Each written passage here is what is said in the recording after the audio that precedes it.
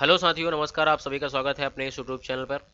साथियों, उत्तर प्रदेश पुलिस भर्ती 2023 का विज्ञापन जारी कर दिया गया है और विज्ञापन जो है बिल्कुल ऑफिशियल हम आपको दिखाएंगे, जिसमें लिखा हुआ है 27 दिसंबर से आवेदन शुरू हो जाएंगे। तो सभी साथियों को बता दें, जो लोग अभी तक तैयारी करना नहीं स्टार्ट किए थे वो तैयारी करना स्टार्ट कर दें। देखिए, सबसे पहले आपको हम ऑफिशियल नोटिस दिखाने जा रहे हैं। इसके लिए आपको जाना होगा अपने मोबाइल या कंप्यूटर से गूगल क्रोम या गूगल ओपन कर लेना है। जैसे ही आप ओपन करते हो तो यहाँ पर आपको गूगल क्रोम पे एड्रेस बार में आपको टाइप करना है UPP BPP। ठीक है, BPBP। जैसे ही आप इसको सर्च करोगे तो यहाँ Uttar Pradesh police recruitment and promotion board यहाँ पे लिखा होगा। जैसे ही आप इसको क्लिक करते हो तो यहाँ पर आप देख पा रहे हो टॉप 7 नोटिस यहाँ पर साइड में आ रहा है, जिसमें लिखा है उत्तर प्रदेश पुलिस में कंप्यूटर ऑपरेटर ग्रेड भी। ये वाला आपको नहीं करना है। यहाँ पर देखिए, एक लेटेस्ट नोटिफिकेशन में नोटिस में यहाँ पर आपको दिखाई दे रहा है, लिखा हुआ है पुलिस में आरक्षी नागरिक पुलिस के पदों पर सीधी भर्ती 2023 के संबंध में विज्ञप्ति। जैसे ही आप इस पर क्लिक करते हो तो आपके सामने इस तरीके का पेज ओपन हो जाएगा। उस पेज में नोटिस ही है आपकी, और इस नोटिस में बता दें आपको कि क्या क्या लिखा हुआ है, सारा हम पढ़ के यहाँ पर आपको सुनाते हैं। तो पेज नंबर 1, 26 पेज टोटल है। 26 पेज तो पूरे नहीं पढ़ के सुनाएंगे आपको। आप लोग डाउनलोड कर लीजिएगा, पढ़ लीजिएगा। ठीक है, और इसका लिंक हम आपको डिस्क्रिप्शन में प्रोवाइड कर देंगे, तो वहाँ से आप डाउनलोड कर लीजिएगा सीधा। ठीक है, तो सबसे पहले आपको बता दें, दिसंबर यानी 23 दिसंबर 2023 यानी आज का ही विज्ञापन है, जिसमें यहाँ पर हर चीज़ लिखी हुई है। देखिए, लिखा आरक्षी नागरिक पुलिस, जिसमें लिखा है अनारक्षित 24,102 पद, EWS 6,024, अन्य पिछड़ा वर्ग यानी OBC कितना 16,264, अनुसूचित जाति 12,650, अनुसूचित जनजाति 1,204। टोटल 60,244 पदों के लिए विज्ञापन यहाँ पर जारी कर दिया गया है, जिसमें आपको हम बता दें ये लिखा हुआ है आवेदन की समय सीमा क्या लिखी हुई है, आप पढ़िए। ऑनलाइन आवेदन शुल्क जमा होने की तिथि 27 दिसंबर 2023। ऑनलाइन आवेदन जमा करने की अंतिम तिथि 16 जनवरी 2024। क्या लिखा हुआ है, ऑनलाइन आवेदन स्टार्ट होंगे आपके 27 दिसंबर 2023 से और आवेदन आपके चलेंगे 16 जनवरी 2024 तक। शुल्क समायोजन एवं आवेदन में संशोधन की अंतिम तिथि 18 जनवरी। शुल्क की बात करते हैं, यहाँ पर फीस कितनी आपसे ली जाएगी फॉर्म में, तो इस भर्ती प्रक्रिया के लिए आवेदन शुल्क 400 रुपये लिए जाएंगे मात्र। उसके बाद इसके लिए अहर्ताएँ क्या क्या यानी योग्यताएँ क्या क्या हैं, तो ये आप पढ़ लीजिएगा, पूरा लिखा हुआ है। उसके बाद यहाँ पर एक चीज़ देखें आप, शैक्षिक अहर्ताएँ आपके लिए जरूरी हैं।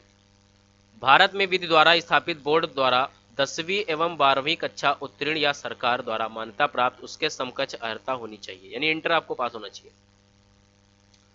आवेदन करते समय अभ्यर्थी को अपेक्षित शैक्षिक अर्हताएं अवश्य धारित करनी चाहिए तथा उसकी अंक तालिका अथवा प्रमाण पत्र तत्समय उसके पास उपलब्ध होने चाहिए। अपेक्षित शैक्षिक अर्हताएं हेतु परीक्षा में सम्मिलित हुए अथवा सम्मिलित होने वाले अभ्यर्थी पात्र न होंगे।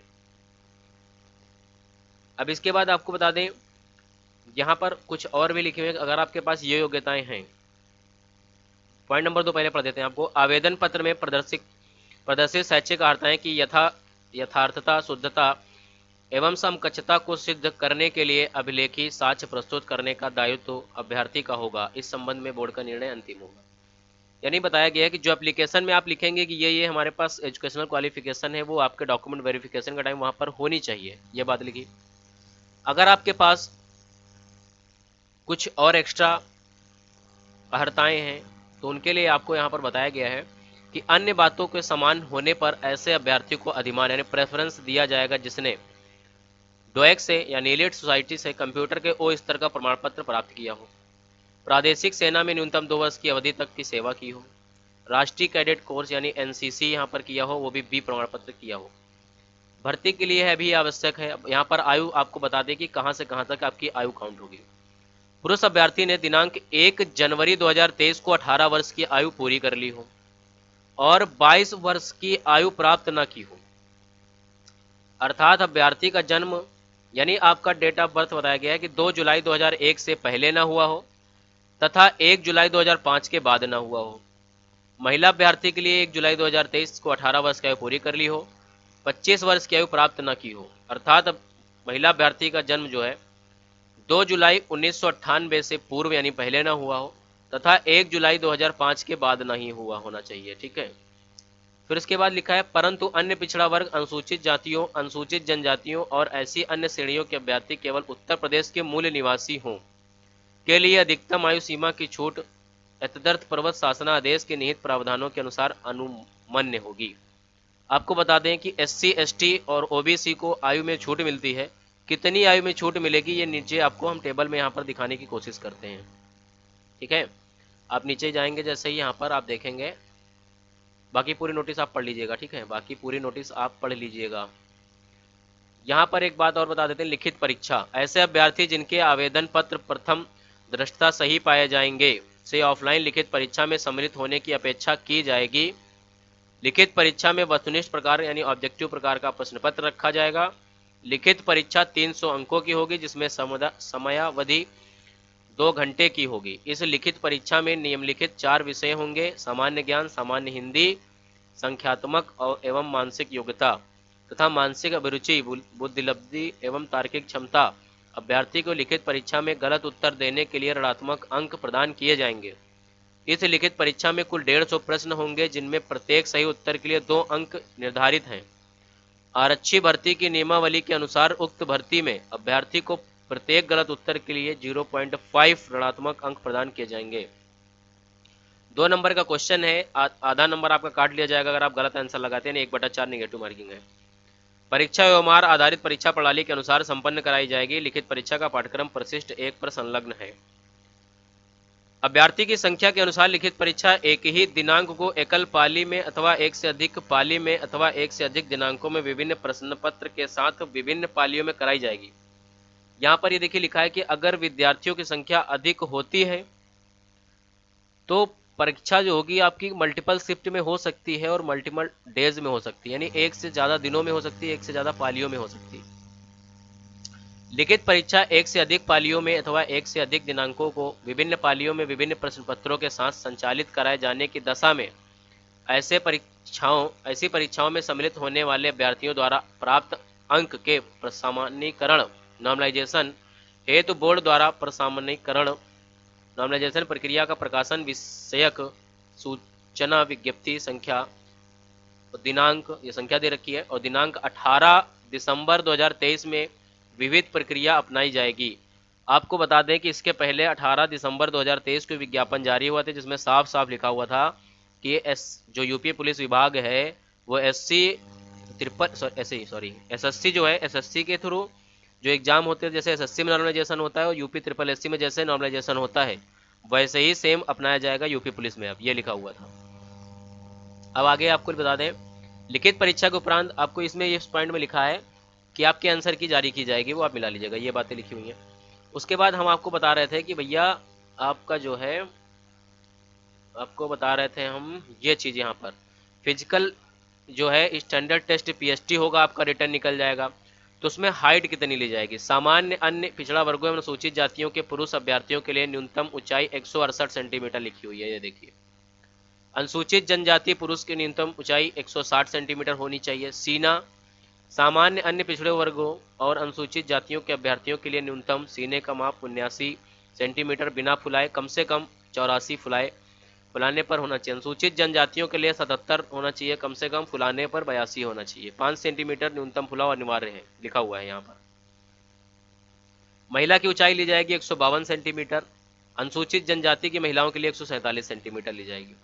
वजन की बात करें तो पुरुषों का यहाँ पर कोई वजन नहीं लिखा है। महिला अभ्यर्थियों के लिए न्यूनतम 40 किलोग्राम का वजन होना अनिवार्य है।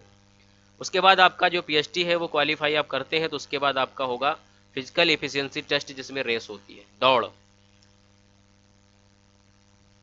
तो यहाँ पर साथियों देखिए रेस कितनी लिखी है? अभिलेखों की समीक्षा एवं शारीरिक मानक परीक्षण में सफल पाए गए अभ्यर्थियों की शारीरिक दक्षता परीक्षण में बताया गया है सम्मिलित की अपेक्षा की जाएगी जो अहरकारी प्रकृति की होगी। इस शारीरिक दक्षता परीक्षण में अर्ह होने के लिए पुरुष अभ्यर्थी को 4.8 किलोमीटर 4800 मीटर की दौड़ 25 मिनट में और महिलाओं को 2400 मीटर, हाँ सही है, 2.4 किलोमीटर की दौड़ 14 मिनट में पूरी करनी होगी।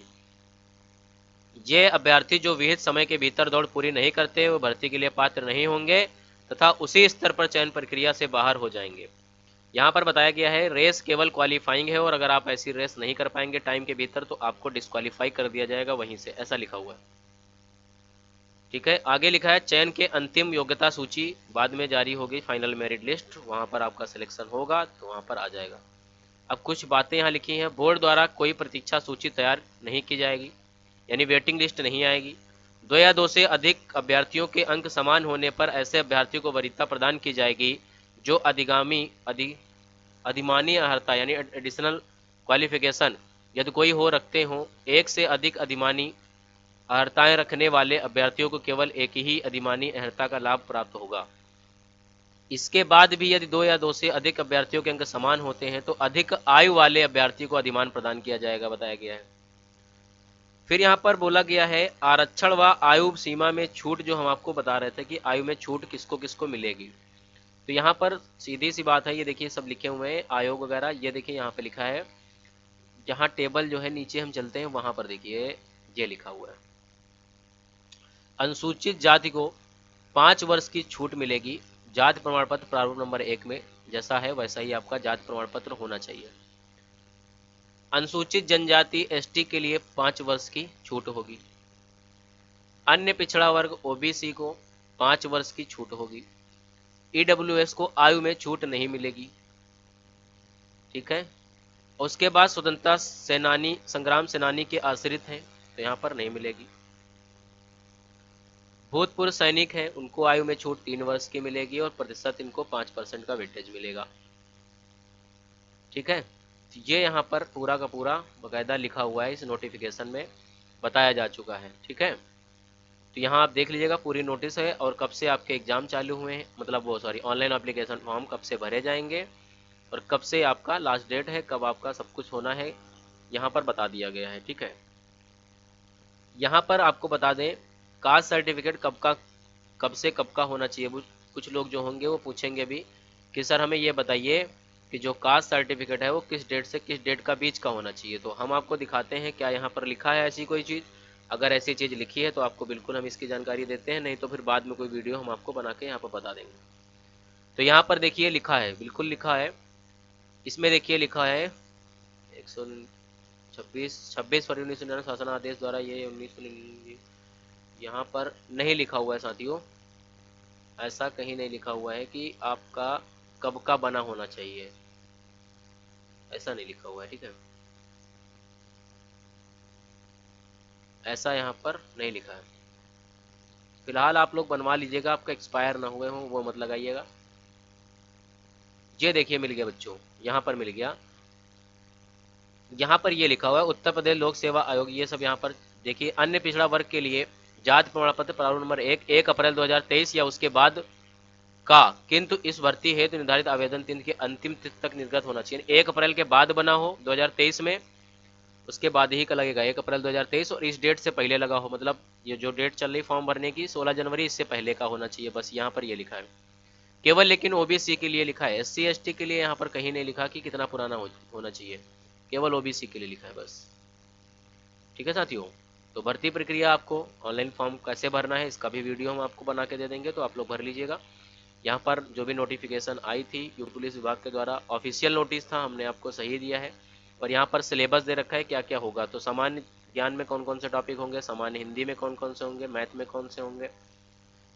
कौन से होंगे और रीजनिंग में कौन से होंगे। ठीक है, सारी चीज़ें यहाँ पर लिखी हुई हैं, मानसिक अभिरुचि वगैरह, बुद्धिलब्धि, तार्किक क्षमता, ये सारी चीज़ें यहाँ पर दी हैं। कौन कौन से सिलेबस आएगा यहाँ पर देखिए, प्रारूप नंबर 1 वगैरह ये है, नीचे आप देख लीजिएगा। तो साथियों वीडियो अगर आपको अच्छी लगी हो तो वीडियो को लाइक कर दीजिएगा, चैनल पर नए हो तो चैनल को सब्सक्राइब जरूर कर दीजिएगा, साथ में बेल आइकन प्रेस कर लीजिएगा ताकि जो भी वीडियो अपलोड करें अगली आप तक पहुंचे नोटिफिकेशन सबसे पहले। तो साथियों धन्यवाद, जय हिंद जय भारत, मिलते हैं एक नए वीडियो के साथ, नए टॉपिक के साथ। जय हिंद। और आप लोग अगर तैयारी कर रहे हैं, कहीं से भी कर रहे हैं, आप प्रैक्टिस करने के लिए हमारे चैनल पे आ सकते हैं। हम प्रैक्टिस कराते हैं, जीएस की कराते हैं, हिंदी की कराते हैं, मैथ की कराते हैं, तो डेज वाइज प्रैक्टिस कराते रहते हैं। तो आप चैनल पर आ जाइए तो आपकी प्रैक्टिस अच्छे से हो जाएगी। धन्यवाद सभी साथी, जय हिंद जय भारत।